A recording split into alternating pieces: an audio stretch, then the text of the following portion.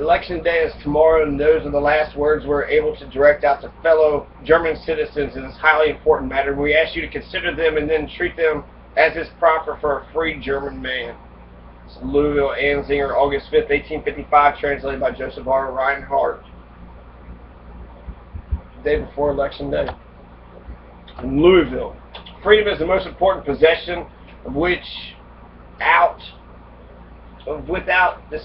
best and classic poets sing the praises of. Right? So, freedom is great. Freedom is what we are in the old fatherland in the beautiful regions of the Rhine Valley so zealously sought to strive for. The yearning, the right of a free German man to enjoy and practice, drove us Germans from the native group to search out a state in which we believed we would find the full individual freedom of man. We've chartered a right to enjoy this freedom here, even if the intentions of the great men of the Republic, our Constitution and laws, are construed differently by their decadent descendants. The latter, constitutions and laws, however, invites one by their regulations to come here. Trusting on the truthfulness of these regulations and sense of justice of the local people, the German left his homeland. If he becomes a German here, he has a right to exercise all rights of a free citizen. The population has the duty to protect him in the exercise of these rights. With freedom of man, his dignity and independence is also conditioned on his participation in the conducting of public matters. When it concerns to decide how hard-earned money of the people should be spent, when it asks itself whether the beliefs and freedom of opinion guaranteed by the Constitution are still sanctuary of this nation or not, if our immigrant citizens are still supposed to be placed below Negro slaves, then it's high time for the free German man to act. And actually, that's a lot. They always say that, right? Are you a Negro slave? You know, are you to be below or above? You know, where are you at? You a man? What is the highest power? I remember my cousin said, what color does my skin look like to you? I'm not your slave. So there is this sort of, I don't want to be a slave. I want to be free. But that's for everybody. It's not just, okay, so anyways, okay. High time for the free German man to act. What is his highest power?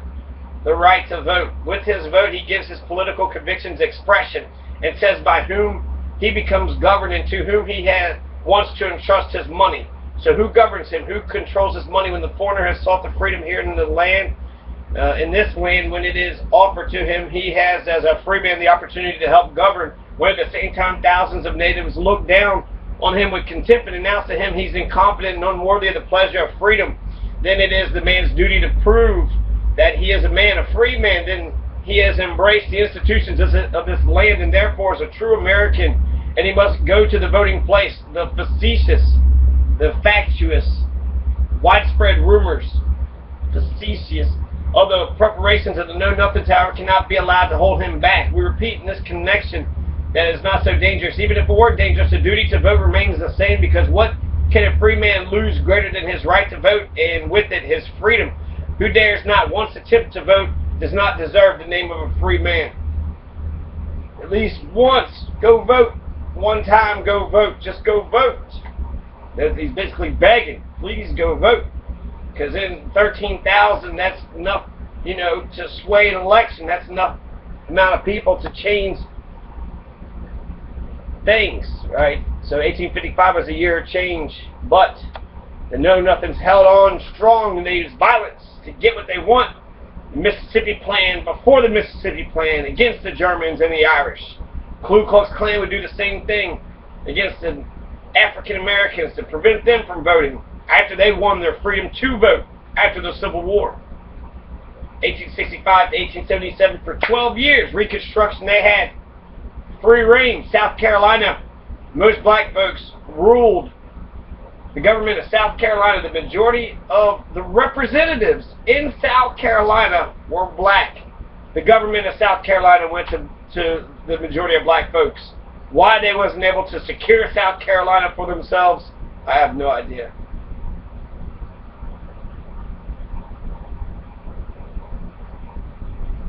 So they're talking about 25 Irish families lived in the named frame house. Allegation is still more people lost their lives. Gains probably double. This evening we'll probably report more. What is America? Our loafers who mobbed the houses and plundered men and women, old ones and children, abused and killed, which began as election tools in incendiary and whole squares burned down. They carry the American flag in front of their criminal mobs. Does the journal have the goodness to explain to the public whether or not this is a desecration of the flag or not? a mob editor should answer this. Election bets as well. No important bets are made for or against this to that candidate. According to general principles, all premises that induce the bet must be fulfilled. The first prerequisite in election wagers is, however, certainly that an election takes place. No reasonable person could call that shameful events on Monday an election. Monday. Why is this bloody Monday? Why are we having elections on Monday? I thought elections were Tuesday. Therefore, we regard everyone who pays the lost bets as fools. We ourselves regard election debts as debts of honor. Consider, however, everyone justified if they do not consider themselves bound after such events. Coroner's inquest. We find out who died August 9th.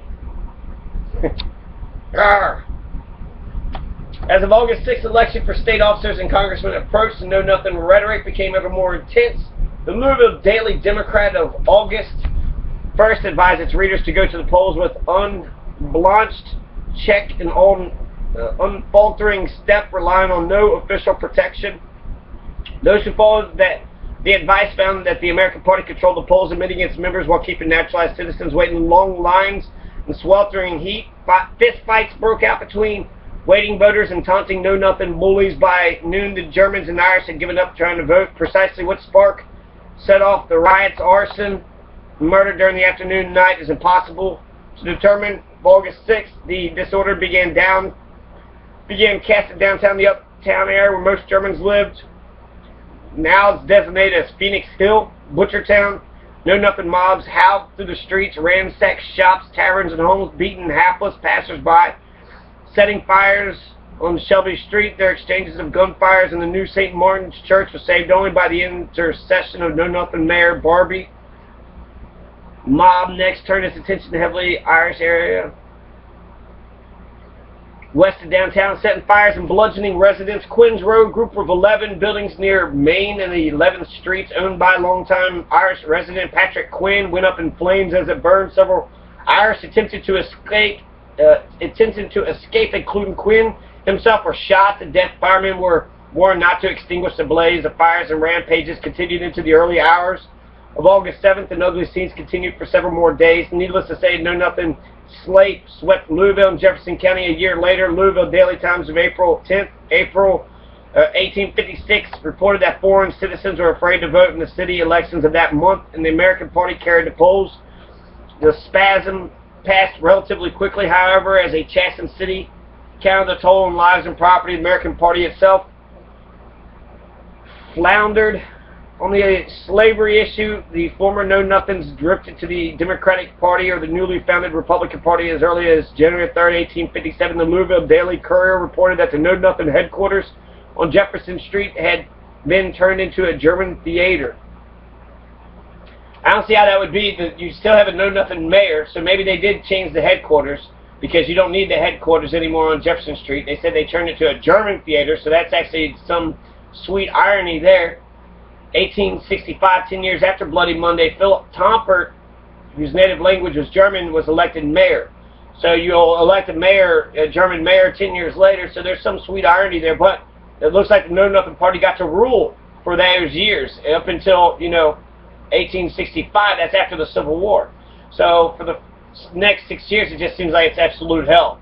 And that 6 years, I think it's indicative of how black folks have felt for 100 years. So Reconstruction failed, right? Those 12 years, they had a freedom, right? They had a bright, shining moment, whereas with Germans and Irish, they had a bright, shining, spot of hell.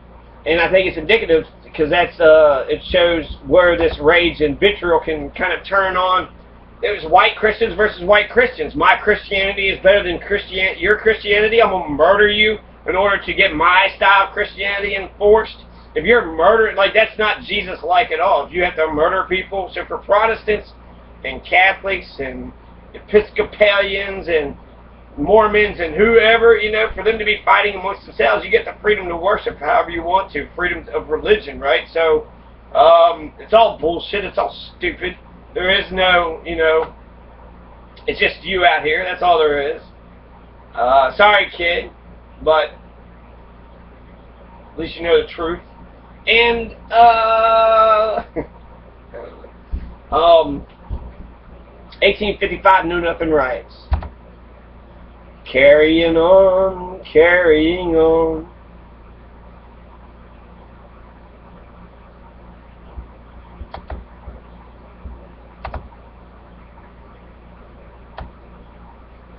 Many Germans, well-educated and liberal, arrived after the failed revolution of 1848. So you got a lot of 48ers, okay? And then you have a lot of people that was running from Otto von Bismarck in the 1860s and 70s. And that's the biggest wave of German immigration, right? The 1860s and 70s. And that's the Gilded Age. It's all, you know, right before the Civil War, Gilded Age, Progressive Era, supposed Progressive Era. But it actually should be like the Age of Imperialism. And it's also the nadir era of race relations. These eras crisscross. Some goes for longer. Some people say civil rights is the 60s, but I've seen the civil rights expanded to Emancipation Proclamation, 1860s, right? So, you know, and I can see how people would say, no, just the 60s. No, well, you know, without Lincoln declaring freedom, then, you know, you couldn't say, well, 100 years ago, we were told that we were going to be free. So, many Germans, well-educated and liberal, arrived after the failed revolution of 1848, and it's estimated that 35% of Louisville's population was German-speaking by 1850. Known as the 48ers, they would introduce Louisville to two different concepts, kindergartens and bilingual education. So the 48ers, the radical 48ers, the socialists and all them, they brought kindergarten to Louisville and bilingual education. So why does Louisville have kindergarten? Really the whole education system, the Prussian education system, from vocation to normal schools, which is bullshit. Fuck normal schools. They should change normal schools to actual, like, havens of education, of free thought and free will and exchange. You know, they should actually have the adults respecting each other in democratic settings, but they don't. Normal schools is to normalize totalitarian fascism, which is sad, but it's all German. That's why it's all German. It's all fascism. Because it's German. And bilingual education, because English and German. We got to speak, you know, two languages if we want our German people to be able to retain our history and our culture. But the Americanism says, no, wipe out your language. Wipe out who you are. Don't ever learn your stupid language. Quit talking your language. Talk our language. Fuck your culture. Get into our culture of corporations and dog-eat-dog capitalism and fuck everybody. Fuck the world. Fuck you. Join in our cult. So, you know, 1848, know-nothing riots, you know. 35% of Louisville's population was German-speaking by 1850. Known as the 48ers, they would introduce Louisville to two different concepts, kindergartens, bilingual education. Germans also founded some of the most significant churches and synagogues in the area, and they're instrumental in the development of banks, insurance companies, and newspapers in town. The Germantown and Butchertown neighborhoods grew up around the various meat packing companies operated by Germans. The most prominent of these meat packers would be Henry Fisher, whose name still exists today as a popular local brand. Bakeries and confectioners run by Austrians and Germans sprang up throughout the city, and the Swiss ran many of the nearby dairy operations. However, the influx of the new residents resulted in tensions in the anti-immigrant Know-Nothing Party. Tensions grew as the arrival of the Irish increased the number of Catholics in the city because many Germans had ideas considered too progressive for their new neighbors. This culminated in Bloody Monday riots. 1855, members of the Know-Nothing Party blocked access to police stations for the Irish and Germans and hired thugs to start riots in the streets. Brutes targeted Irish Catholics and Germans, dragging them from their homes, attacking them on the streets and in their places of work. By the time it was over, more than 100 businesses, homes, and tenements had been looted or burned. Conservative estimates placed the total at 2,000, while more realistic estimates, including those of Bishop Martin Spalding, placed the death toll at over 100, with entire families consumed in the fires. The riots had a profound impact on immigration to Louisville. More than 10,000 citizens packed up and left to St. Louis, Chicago, Milwaukee. This reverse immigration affected the arts, education, and commerce, and scores of businesses closed overnight. Empty storefronts became the norm, and once vibrant business districts in many of the charred ruins lay untouched for years. Afterwards, a silent reminder of that terrible day. Only the Civil War, with the increase in trade and commerce, a representative halted this trend. So that's you know, that's the 1855 Know-Nothing riots here in Louisville. That's we're learning about how the white Anglo-Saxon Protestants were so fucking racist, and how they used violence in order to get what they want. They terrorized Germans and Irish to where they didn't vote. They didn't want to vote then. They didn't want to vote later. They all moved out. They didn't feel like they had any rights. If you couldn't vote, then you weren't really a person, right? If you don't even have the right to vote, then basically you're looked at as below the, the slave. And we come to America for freedom, not to become slaves. So fuck you, WASP. You fucking WASP.